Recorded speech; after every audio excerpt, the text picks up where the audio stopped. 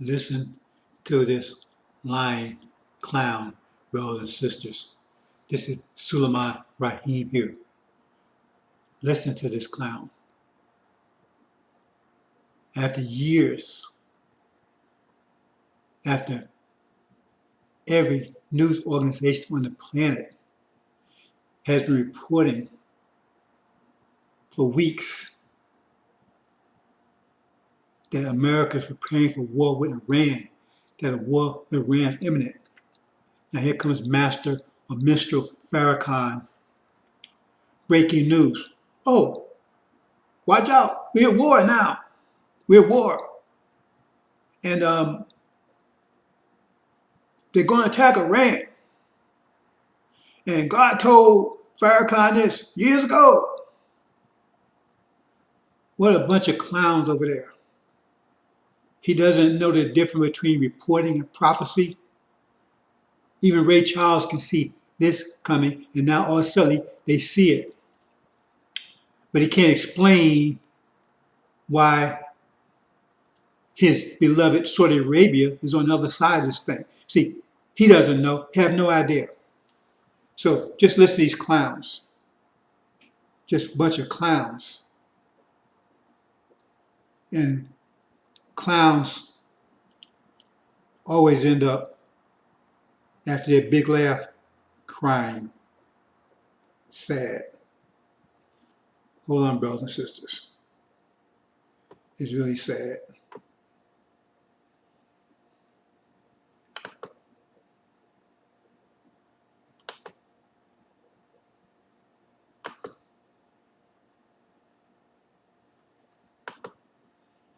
Put this on the front page because it is a very significant and revealing development.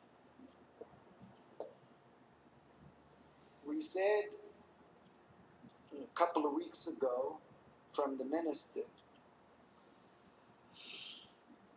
that we have to be very quiet and still in a time like this. God is speaking now. And he shared with us. He's speaking all right. That there are many unseen realities.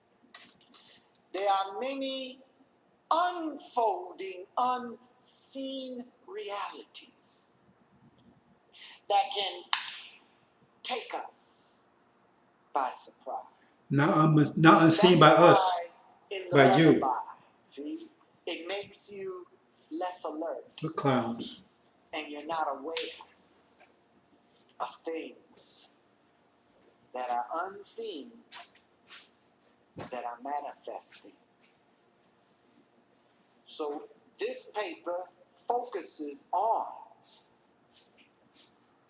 President Trump's seeking a possible war with Iran in the final days of his administration.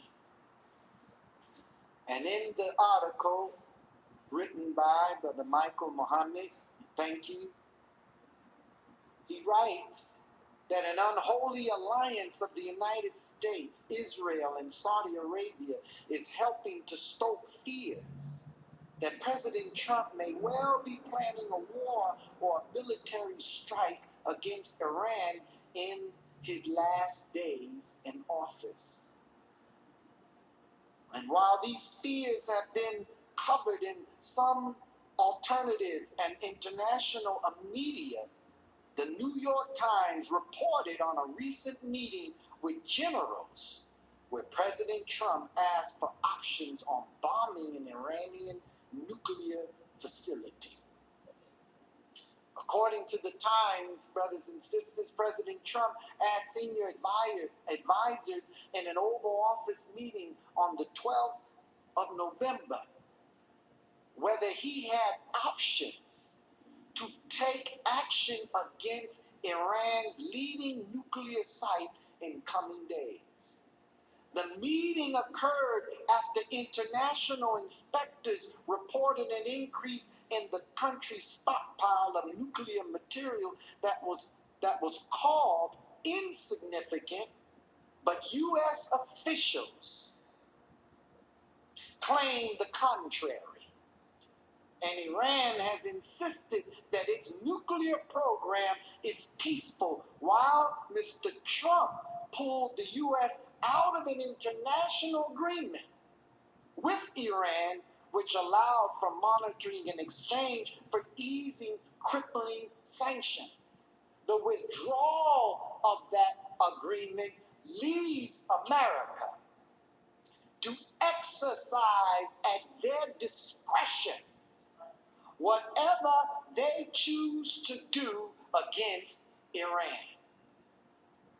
This article says that the advisors included the Vice President Mike Pence, the Secretary of State Mike Pompeo, the Acting Defense Secretary Christopher Miller, and General Milley, the Chairman of the Joint Chiefs of Staff, warned that a strike against Iran's facilities could easily escalate into a broader conflict in the last week of President Trump's presidency. It was in January of this year that President Trump tried to provoke Iran, almost causing a war when he ordered the drone strike in Iraq that killed one of Iran's top commanding officers, Brother Soleimani. I said Brother Soleimani because these are our brothers. So we don't refer or speak of them like they speak of them. They are members of our family, not just Muslim family, but they are members of the broader family of the original people of our planet. The White House claimed the general was responsible for the deaths of American troops, and Iran called the claims a lie and pointed to the general's effort to keep Al-Qaeda and similar groups out of Iraq. And Iran responded after the killing of Brother Soleimani by firing ballistic missiles into Iraqi military bases, if you recall. But they did not kill any U.S. soldier, but many were injured and suffered from brain injuries. So this development, brothers and sisters, is very significant because you got Israel pressuring the United States to make a strike on Iran. Now look at this. This article reports this California-based Cold Pink, a woman-led grassroots peace organization, Medea Benjamin, that told the Final Call that President Trump has been involved in an undeclared war with Iran since he left the nuclear deal in 2018. And she has a quote, "I think it's disgusting that he has been so obsessed with Iran." But it's not that Mr. Trump is so obsessed with Iran. It's what the messenger of God has said of the unholy alliance between Israel and the United States. And I have to say this. The Honorable Minister Louis Farrakhan is guided from on high. That's the way he introduced himself on the 4th of July. And whether you want to believe it or not, it's irrelevant with him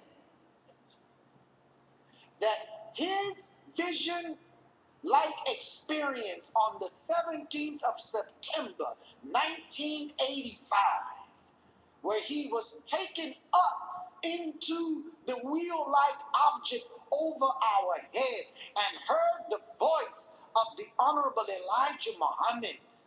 And the Honorable Elijah Muhammad informed him that the president had met with the Joint Chiefs of Staff to plan a war.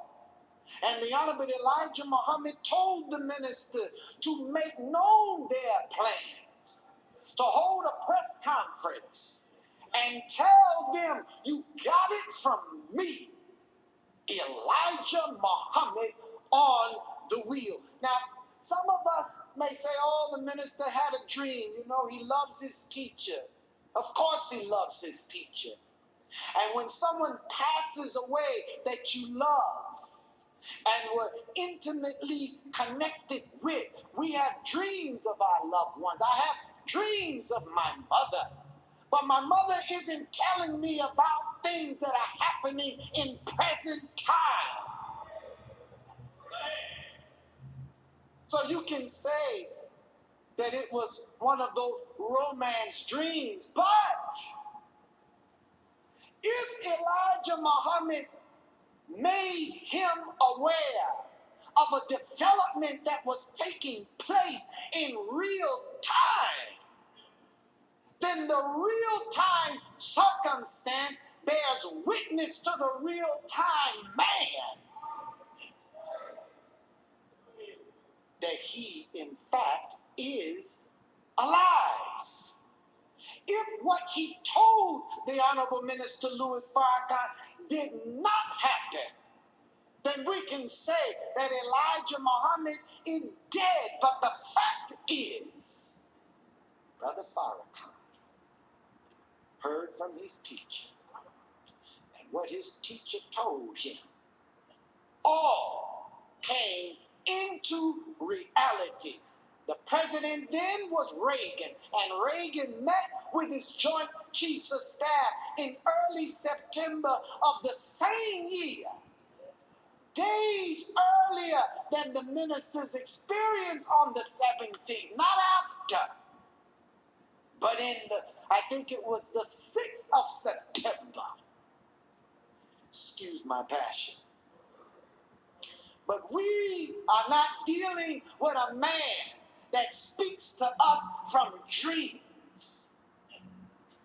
We're listening to a man that is being directed by the Christ himself. That war is a war on two fronts. On one side, it involved Islamic nations in the east, and on the other side of that war, it is a war against the Nation of Islam and black youth. We don't have time today, but in the 35 years since he had that experience, look at the so-called war on drugs. Look at the violence. Look at the gang warfare that persists to this very day. You don't know the man of sin. You don't know Satan, but God's man does. So under the Bush administration, I think it was General Commander Clark. And when the neoconservatives met, they had listed 6 or 7 Islamic nations that they were targeting. Libya, Iraq, Syria, Somalia, and Sudan. Then there's Iran.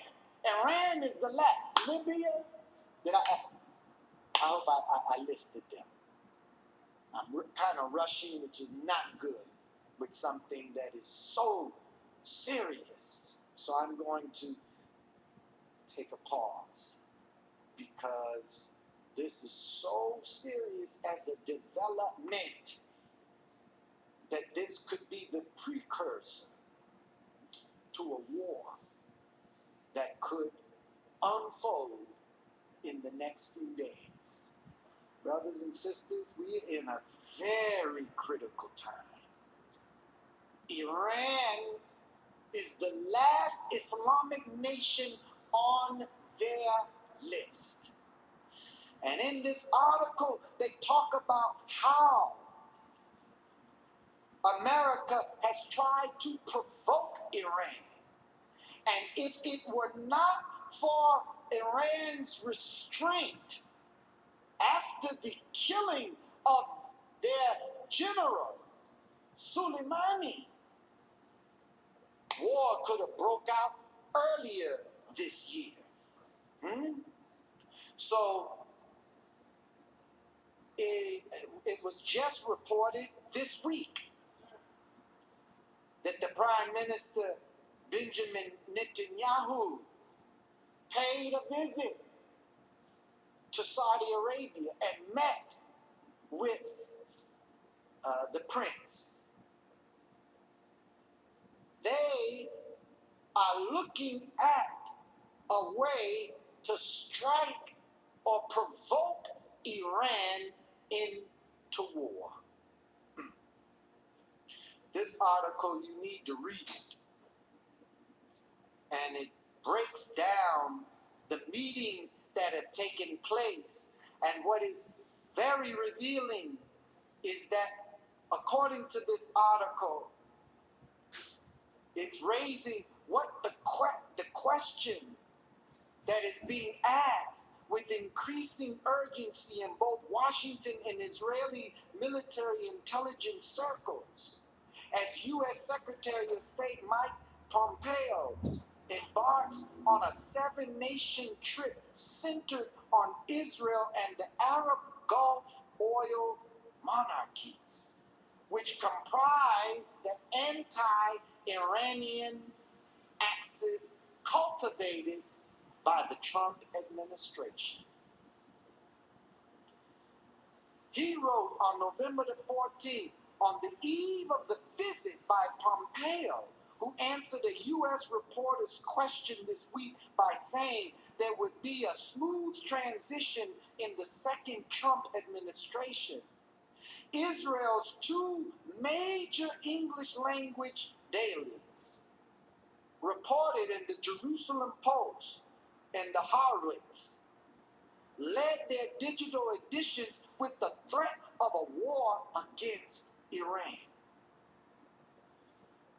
And they quoted, "Will Netanyahu strike Iran? Unlikely, but Trump might," was the Haaretz headline. And the Jerusalem Post asked, are Israel and the U.S. planning to attack Iran? The article pointed out to a growing speculation tied to Mr. Pompeo's visit to Israel and the former Iran-Contra conspirator Elliot Abrams, who is the Trump administration's, look at this, special envoy on both Iran and Venezuela, coming to Israel for talks with the Prime Minister Netanyahu. And the Jerusalem Post reported that the U.S. Joint Chiefs of Staff Chairman General Mark Milley held a video call on Thursday, November 12th, with his counterpart, Israel Defense Forces Chief of Staff Aviv Kochavar. The Trump administration and the Netanyahu government in Israel oppose any easing by an incoming Biden administration of the maximum pressure sanctions regimes imposed against Iran. Look at this now. While invoking claims of Iranian support for terrorism and a supposed continued threat from its civilian nuclear program, U.S. imperialism is determined to eliminate Iran as a rival for hegemony over the energy-rich Persian Gulf region and as an economic and military ally in China. Now, this is what has concern from observers and what people are looking at with these developing moves in the administration. The Defense Secretary Mark Esper was fired, if you recall, via a tweet, and he was replaced by a little-known ex-Special Forces colonel who is a Trump loyalist, Christopher Miller. The writer for the World Socialist website observed all 3 decades of U.S.-led wars, and the outbreak of a third world war, which would be fought with nuclear weapons, is an imminent and concrete danger. I'm closing. Other right-wing Trump loyalists, known for extreme and anti-Iranian positions, have been placed in recent days in top positions. These include retired general and Fox News commentator Anthony Tata, who is taking the #3 post at the Pentagon, and Undersecretary of Defense for Policy. There are moves that are being made and a realignment of positions. And then Israel went in and assassinated Iran's top nuclear scientist, Mohsen, shouldn't even try to pronounce the name. I had it earlier, but he's on the screen. This is a foreign nation coming into a sovereign nation to kill, murder one of its citizens. So the article is talking about how much restraint can Iran have, and they have already said they will retaliate. You kill another nation's scientist, another nation's general. They're trying to provoke a war. But we say to you, from the Honorable Minister Louis Farrakhan, that if Allah permits what is in your mind, that will be the end of you. For the Honorable Elijah Muhammad said that America's power will be broken in war. Brothers and sisters, we are at war. Our future is at stake. We encourage you to continue to listen to the guidance of the Honorable Minister Louis Farrakhan, for each and every one of us, for every member of the human family.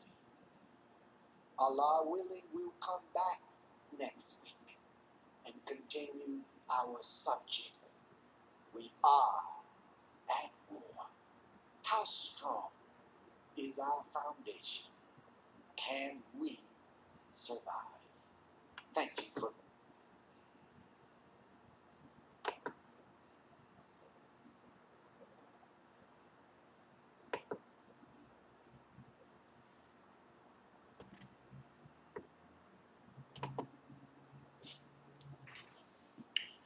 See these liars?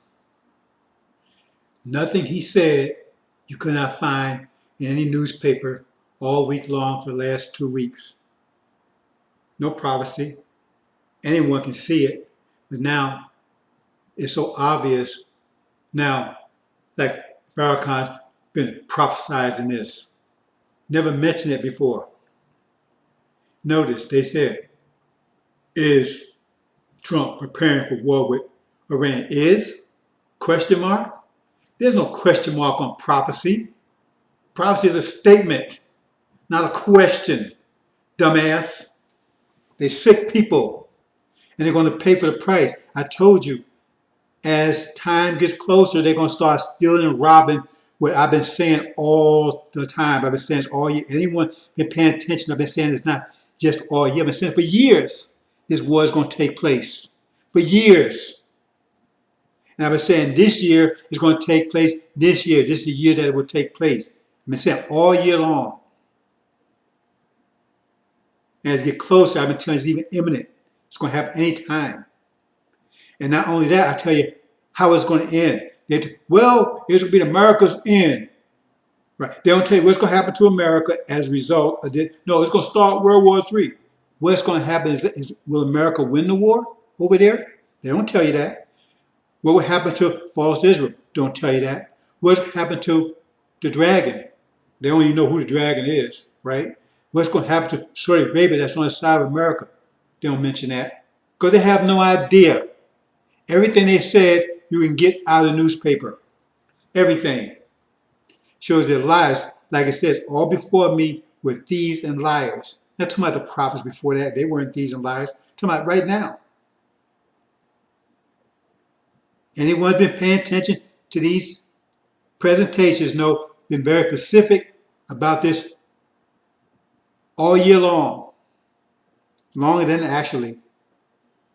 In fact, I've been even telling you the time period it would take place in before it was even a news event.